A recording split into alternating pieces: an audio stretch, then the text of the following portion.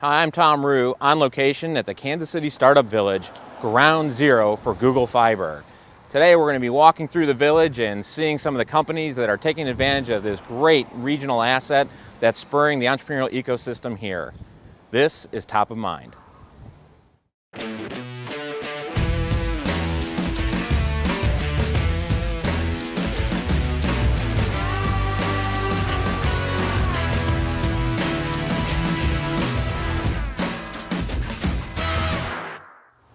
I'm here with Britton Kovach, ambassador of the Kansas City Startup Village.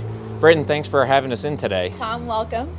I'm really anxious to get inside and see all the great stuff that's happening here and hopefully see some of the companies that are taking advantage of this wonderful resource here in Kansas City. Absolutely. Let's come on in. Thanks.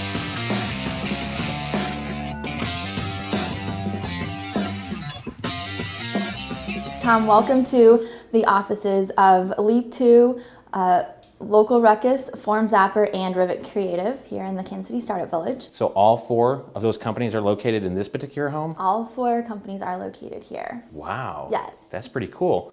How did that come to happen? Well, first of all, maybe you can share for the viewers at Top of Mind. How did the Startup Village even come to exist? So the Kansas City Startup Village is an organic grassroots movement. Prior to Google Fiber, there was a company here at the intersection of about 45th and State Line. With the installation of Google Fiber in this first Hanover Heights fiberhood, companies started moving into the area and renting or purchasing homes. So the fiber kind of became the excuse, for people to come together? Google Fiber was very much a catalyst and a reason why people are moving to the area. Back in September, some people started to realize, hey, there's really something happening here, and I think this could be a very great opportunity to create a very dense community of startups. It started also with Homes for Hackers. Ben Barrett purchased a home, which we'll talk about. An opportunity for tech companies to come and live rent-free in Kansas City for 3 months to get their business off the ground. Now you said it kind of happened organically. I mean, how did it happen organically? Was it somebody that just had the idea and then it just caught on, it kind of went viral? So there was a company here prior to the installation of Google Fiber, and with this being the first fiberhood for fiber, it opened up a lot of opportunities for tech businesses to really take advantage of the fiber speeds. And conversations started happening, people started meeting each other, and before we knew it, there was a couple companies sporadic throughout this small couple block radius. And from there, the idea was born to create the Kansas City Startup Village, to make it something bigger and greater than what anybody could have ever imagined. Well, I guess I know that it's getting bigger because at the foundation we host these weekly meetings, and it seems like the first Startup Village meetings there were maybe, 6, 7, 8 people, and now it's grown that I think last week it felt like there was probably 30, 40 people in the meeting. Absolutely, we're getting bigger and bigger. We've started out as a Kansas City Startup Village. And we're even expanding now to become more of a community-wide, Kansas City-wide initiative, with this just being one of the pockets that's going to build into something great that's happening in Kansas City. Now, I also happen to know we are getting some national traction with this, and some folks outside the region, maybe from Colorado, are taking some interest, a certain Brad Feld. I mean, what can you share with the viewers on that? So Brad Feld, a startup guru, we'll call him, actually purchased a home just about 1 month ago here in Kansas City.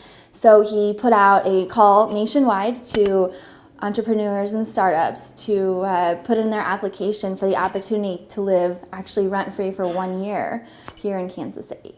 That's pretty incredible. Very exciting. So we have a team from Boston, a very young team, actually early 20s, couple actually teenagers in early 20s that are now living in this home to get their 3D printing company off the ground. So, it's hard to be here and not feel kind of like the organic nature of how this has all come together, and you've had a kind of a bird's eye view to this.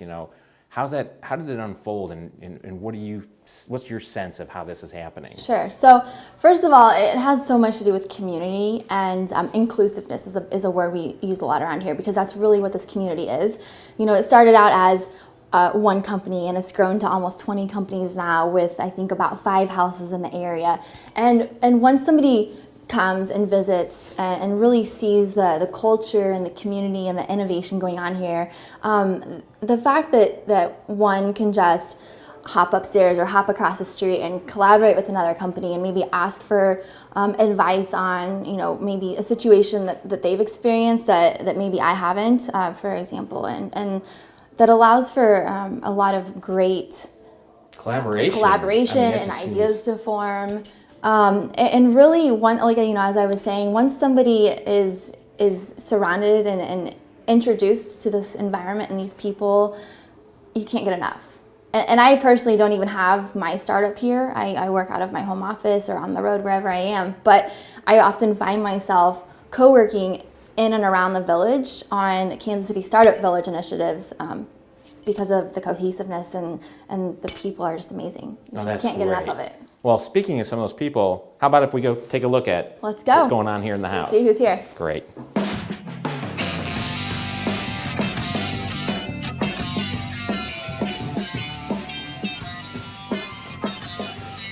So, Britton, tell me, what's the magic that happens in this room? Tom, welcome to one of our conference rooms here.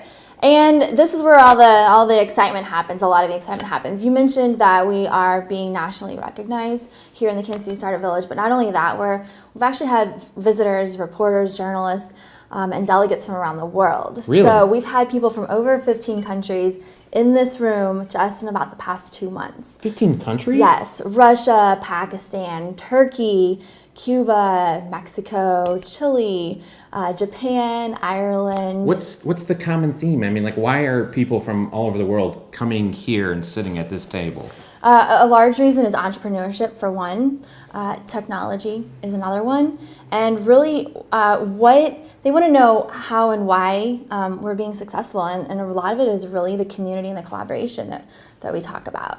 I wonder, I'm sorry to interrupt you, but I wonder, what they're coming to see, is that even something that can be exported? Can they take this sense of community? Or, have you given any thought? Do you think that's something that we have in the water here in Kansas City? Or do you think that's something that all these visitors are coming here and seeing and can take home with them? Yes, we've had a lot of communication with our friends back in Latin America who are wanting to bring something like this to their community, as well as Pakistan. A gentleman who actually is involved with the Global Entrepreneurship Week in Pakistan has been in the talks about how can they take this and extend it there. No kidding. Very exciting. On behalf of, with my job at the foundation, I have to be honest, it does my heart good to hear other programs that we're involved with kind of cross-pollinating. Yes. So that's kind of cool that they'd find that connection here. Let's go visit with Mike, the founder of Leap 2, and then we'll head downstairs to Local Ruckus. Oh, that'd be great. Thanks. Tom, I want to introduce you to founder and CEO of Leap 2, Mike Farmer. Mike, awesome to meet you. And great to meet you. Thank you for letting us come in and kind of disrupt your morning here a little bit. No problem at all. It's always good to have folks visit us in the village. Mike, can you tell us a little bit about Leap 2? Absolutely. So, Leap 2, we're revolutionizing search. Fundamentally, we believe in 2013 that people should be given the whole answer to a query. So what we're doing is we're actually, first of all, taking people direct to the web when they do a query, and the second is we're providing them with social media context. So if you think about, you're searching, let's say it's the 8th inning of a Kansas City Royals baseball game. Currently, when you do that on a Google search or Bing or Yahoo, it'll give you a box score or take you to a bunch of search lists. What we do with Leap is we take you directly to the website that will have the box score, and then we'll also have that social media context, which will provide you with, all right, hey, and what's amazing is we call it the whole answer, because somebody may say, we're up 3-0, we're looking fine. Another person may say, we're up 3-0, bases are loaded. Right. Pitcher's already thrown over 100 pitches. It's just... So it's context. You're offering context around exactly the results. Right. That's exactly right. Well, apparently you're onto something, because I've been reading about a certain recent funding event. Yes. So 2 days ago we announced a seed round, $1.6 million. Very excited about that. So this team that I've had that has been we were featured on the front page of the New York Times about how we went about this, working for literally a year and a half, and a lot of guys working nights and then two jobs. Now they're still working nights, but it's 100% on Leap 2. So we've been able to bring everybody on board, and That's awesome. it's going great. That's a great life cycle. Would you mind sharing, like, what was the spark? What was the idea? Like, how is it that you come to find yourself leading this incredible startup right now? So this is actually my second run at Search. Previous Search company, we took and put voice onto a mobile phone, actually about 18 months before Google would come out with it. Actually afforded me the opportunity to meet with Larry and Sergey and everybody at Google when they only had 4,000 employees. So it was at that previous Search company that I actually came across a website that Ray Kurzweil AI had actually developed. The singularity. The singularity. But what he was doing was actually you would navigate his website with a mind map. So that was the original idea. I was like, wow, this is a whole new way. Go direct to the web content, and then navigate. And that's where our core thinking has been all along. We actually yesterday released for the first time, I think, a step into that vision. It's a much more, on the web, it's a much more visual experience. If you think about search lists, it's a very engineered experience. It's like going to the library and only going to the card catalog. Alternatively, with Leap 2, it gives you this visual context. Everything comes to you. You can see the connectedness, and much like Ray Kurzweil had done with a mind map of navigation of content. That's neat. I'm always fascinated to understand, how you get to those points. To me, it's the story behind the story, because now everybody's paying attention. Yep. You're raising capital. But speaking about that story, you've raised the capital primarily for, what use and kind of what's the next step for Leap 2? So a lot of the work we've embraced, we've already started in on it, is looking at how do we bind the context and really increase the relevance of any result. And it's not how does social media affect web results, but it's also about how the web affects social media, how local content, and looking at all we call it the glue. So we are fundamentally at its core developing our own engine right now as we speak. So a lot of heads down work on that. I think we'll build out the team some more and then continue to just ship product. And that's been our model all along. It's not always perfect, it's not always right, but get it out there, get on market, see what people say, and the response on the web and with the way we're doing dynamics and pulling everything together has been incredible.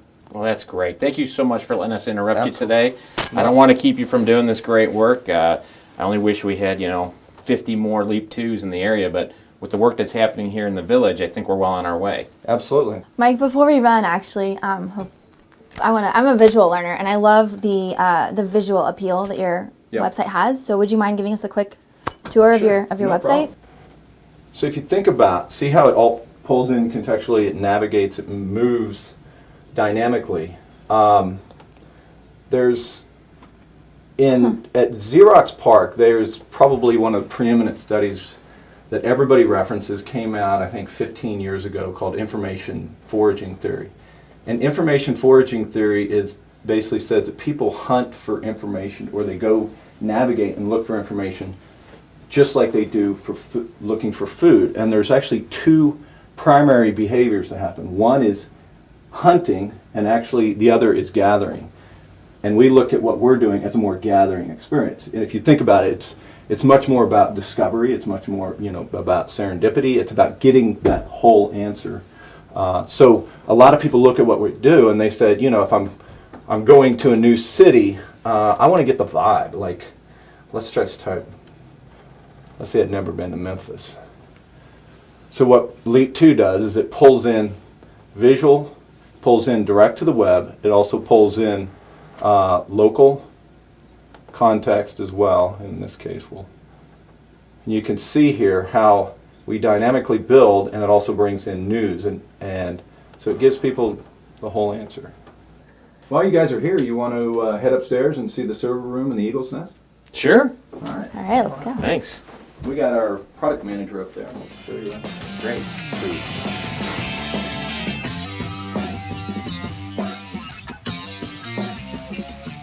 Welcome to the Eagle's Nest.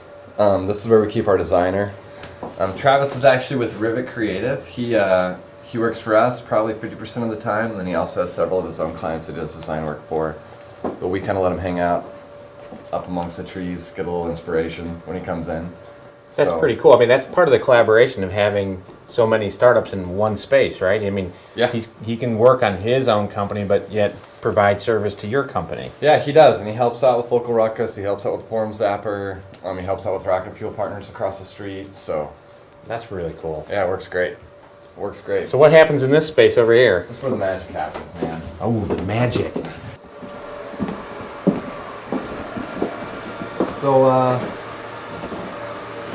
So this is where we kind of have some extra space. Our developers will come up here, hang out when it gets a little too loud downstairs. We got room for interns, and then this is where we take full advantage of Google Fiber.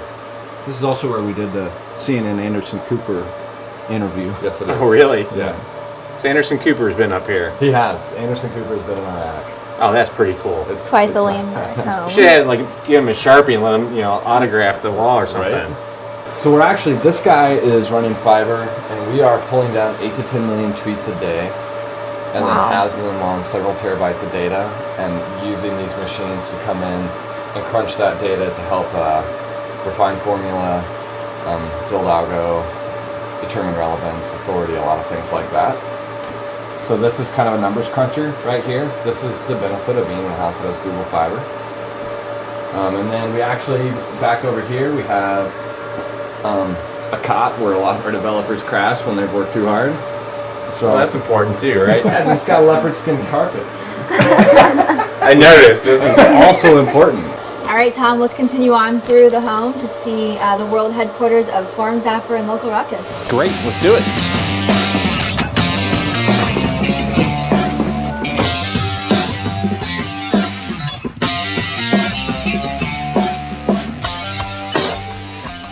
So, Tom, welcome to the office of Forum Zapper. They are helping businesses digitize their paperworks and documents.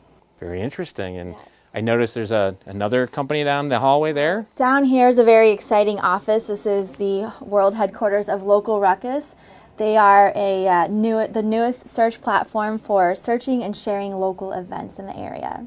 Wow. Very That's- exciting. This whole visit's been really exciting. So where to next? All right, we're going to go take a walk through the village and head to the Bradfeld home. Oh, great. Thanks. You want to lead on? So Tom, before we go to the Bradfeld home to visit Handprint, I wanted to bring you by the Homes for Hackers.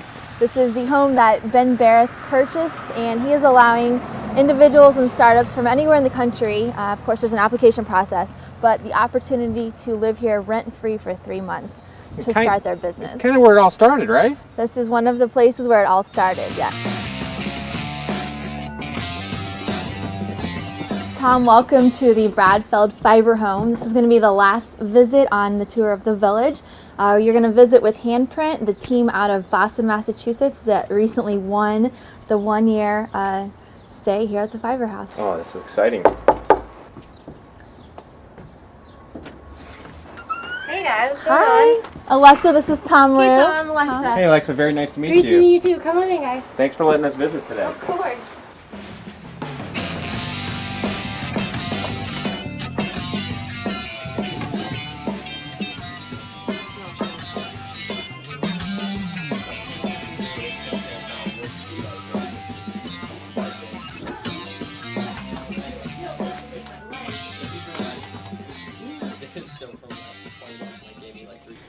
So I'm sitting here with the team of Handprint. Before we get started, how would it be if you guys just went around and introduced yourself? Sure. My name's Alexa, or Rex. I am in charge of kind of operations, business development, PR, and analytics for our software. I'm Mike Demaray. I'm working on the front end, doing a lot of the front end programming, doing design, strategy, marketing stuff as well. Alexa and I have a lot of overlap. Yeah. I'm Jack Franzen. I'm a core programmer. I used to do 3D game development, so I'm working a lot on the back end for this. And Derek Kanasia, working on like server-side programming and that little machine down there is mine. So Server. that's Yeah. what we do. You know, Rex or Mike, if you want, like, just give us the story of Handprint and, you know, how you guys all came together and find yourself in Kansas City, of all places, from, you know, origins that are on the East Coast. Yeah. So Mike is probably better off to explain this story a little bit, but Mike was the first hacker in Homes for Hackers. So he's been kind of in Kansas City and around the scene since October, right? Yeah. And so he saw like all of the incredible energy and the passion that was happening in Kansas City. And he and Derek had been working on a side project at the time when he was in Kansas, staying at Homes for Hackers, that had turned into Handprint. And so as he was developing out this little company with Derek, he realized that this was an amazing place to launch a larger company, which became Handprint. So he came back to Boston for a couple months, organized the rest of this team, and brought us back to Kansas City on like a 3-day road trip. Late January, yeah. Yeah, late January. Oh, beautiful time to be Yeah. coming into Terrible. the Midwest. Oh, yeah. Yeah, so we've been here since like early February, but we stayed a little bit further away, maybe like 8 blocks away from the KCSV. Yeah. So what does Handprint do? Or what are you Yeah. looking to do? Yeah, so we are building a consumer front end for 3D printing. So we see 3D printers as these incredibly useful machines that will be like a regular household appliance in maybe like 3 to 4 years. But the biggest barrier we see to that happening is that average people can't use 3D printers in a way that's convenient to them. Because the software now is all really designed for like engineer types and professional types and people who really want to sit there and take the time to design 3D models from scratch. So we're building something where people can quickly edit these 3D models from either their web browser or their tablets and just quickly print them at home, making them as useful as they are built to be. So what was the inspiration for that? I mean, how is it that you find yourself wanting to do that? Yeah, I mean, it started as we wanted to build a factory that was entirely automated from start to finish, right? Really? So this was just the crazy idea. And yeah, we were fascinated with 3D printers, what they can do, CNC machines, laser cutters, basically the new world of manufacturing. But then we started working with 3D printers and we started looking into how we'd make software to make our craziest, idea come true. And we realized how hard it really was to I guess, write software for 3D printers to make something that worked really well for a lot of use cases, besides just one. So we decided to, I guess, we boiled down the problem to the root. We think that the software, the user interface for the end user is really the key part to the whole problem, and I guess we just stuck with that. So you wanted to find an interface that like didn't require a degree in engineering. Right. You didn't have to come from industry. Yeah, absolutely. Yeah, we're working on that now. And I guess we chose 3D printers because we love that they make everything so customizable. Like you can create things that perfectly fit your own taste to put in your house and things like that. It really so that's changes why we what chose it means them. to be alive right now. Like in the 5 to 6 years, when 3D printers are going to be so abundant, it's like everything you own will be designed to it's going to what be you actually wanted. Where will the money be made then in 3D printing? Is it going to be, the folks that are selling the boxes? Is it going to be like, printers now, the money's in the ink cartridges, right? Yeah. So is it going to be in the, So there's plastic, the plastic, you have to buy new plastic all the time for your 3D printer.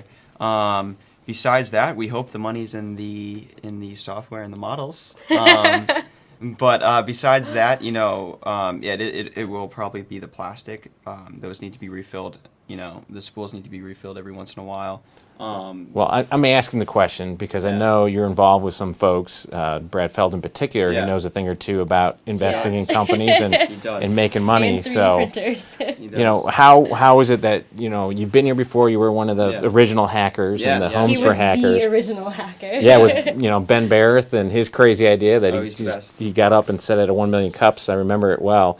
But how is it now that you're in the house that Brad bought, so to speak? Yeah.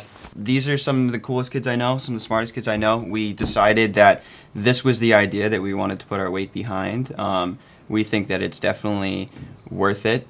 This is going to be, when we actually get this thing refined down, polished up. We really think this can change people's lives. It's going to change what it means to literally own a home. Like having a 3D printer can change the way you live.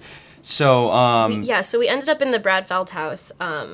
We'd heard about the competition, but we weren't sure, because we were already in Kansas City, we weren't sure if we wanted to necessarily apply and kind of take that away from somebody who was out of state. And then we realized that we were out of state, and we had a lot of encouragement to apply. So it was a great fit for us. Like, we were really excited about the opportunity.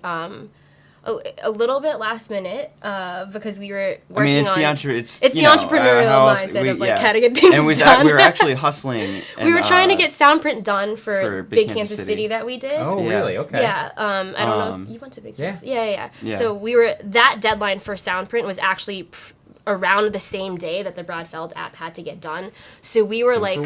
Yeah. Yeah. So it was a hectic time period. It was crazy. But basically, we're looking to extend our runway. We thought this was an awesome opportunity. We think Brad Feld is like absolutely right. And everything he talks about in startup communities, we're really inspired. We think that, like, first of all, the way he's supporting the KC scene right now is really cool. And, we're just really supportive of that. I don't know... Well, speaking of the Kansas City scene, Yeah. and Rex, you had mentioned this when we came through. It's not coincidental that this house is physically located here where it is, right? Because it was in the first footprint that rolled out the fiber. Of course, fiberhood. So, what's fiber meant to you? So, Google Fiber is kind of like the icing on our cake, right? We moved to KC more for the community that we found here.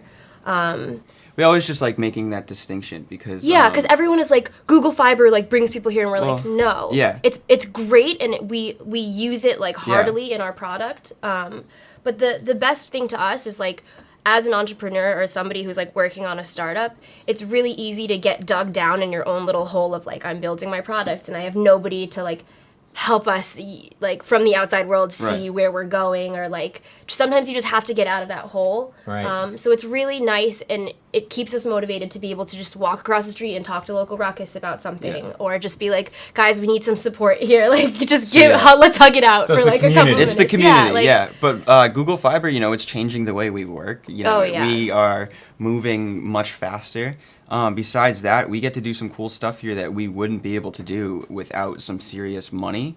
We're running our test server, like that's our server right there, just like a regular old computer, but give it some fiber and it's a serious development server. So we're doing that. We're also having some fun with web scrapers, they're called, we're having fun on the fiber. Well, I appreciate you distinguishing what the fibers meant and what the villages meant. You'd mentioned Big KC. We were a sponsor, and I got to speak at that, and I literally had an epiphany standing on stage there that I shared that that community is a form of currency. Right? Because I don't know that you could put a value on the fact that you can walk. I think it's 3 houses down. Britton was showing us. And there's 5 awesome startups jamming away, and you guys are all collaborating on this stuff. I mean, that really sounds like, or at least what I'm hearing, that's been a big part of this experience. Absolutely. But that's also why we moved to Kansas City. It's really easy for a startup in a new city to get lost in the woodwork, and we knew that moving to Kansas City we wouldn't, which is it's a safety net for us, I guess, but it's like everything that makes our startup win. Mike, I think you were kind of the leader to coax these 3 to come from the East Coast in. Yeah. What was that experience like? I was here, as we talked about before, I was in the Homes for Hackers program. I saw this awesome opportunity, and, we were talking, Derek and I were talking about taking, the project we were working on to the next level. And we had a few cities in mind where we wanted to move to, but KC just quickly moved up the list. We wanted to go to a place where we didn't have to, spend months trying to get into the networking scene, trying to figure out, who to talk to, all of these things. So basically, it was down to just a few choices. It was like 3 choices in the end, but really KC was always like the leader in the pack. Absolutely. And that was cool with you guys. Like you weren't like, geez, KC, really? No, as a nerd, I thought the Google Fiber would be really cool. So it's definitely an incentive for me. Yeah. And I pretty much was done with school, done with what I was doing, so a change would have been nice. Good for you. Yeah. Well, to clarify, he was still in school, but he was mentally I done was with school. mentally done with school. Yeah. Trust me, I got a son about your age, and I know exactly he's at the same stage right now. I'm actually the only college graduate of the group. So I was kind of looking for a startup to be a part of. I knew that I wanted to join a startup as soon as I graduated. It's the only place I've ever felt like passionate about anything that I'm doing. And I've known Mike for 2 or 3 years now, and I trust like everything he does. And this was the best idea I'd heard in a really long time. So I backed the idea completely, and I met Derek and backed the team, and so I joined, and now we're here. You know, Rex, you just used the word trust, and you know, I get a chance to interview entrepreneurs all over the world, frankly, and you know, you hear them and kind of the dynamics of founding teams that come together. You know, how important is that trust factor? Was it that first, or was it like you looked at the business plan and said, "Geez, this handprint thing is kind of cool. I can jump into that." No, it was absolutely first. In a startup, the business plan changes every 10 minutes. Like, you have a conversation, you're like, okay, changing that. Like, let's go into the document and change it. Yeah. Like, yeah. So you just have to trust that your co-founders are going to make the right decisions, and we can't function on a daily basis if I can't trust them to do their jobs. Now, does that mean you always have to all be in agreement on decisions? No. No. But we tend to be. I mean, it's We yeah. fight a lot when it comes to important decisions, and we always agree on the end result. Well, guys, thanks so much for letting us visit It was today. our pleasure. You know, it's clear you're just like one of several really exciting things that are happening here. We're thrilled that you have the community to draw from, and you know, I'm looking forward to great things coming out of, you know, Handprint and the Brad Fell House. Thanks. Thank you. Thanks, Thank you. Tom.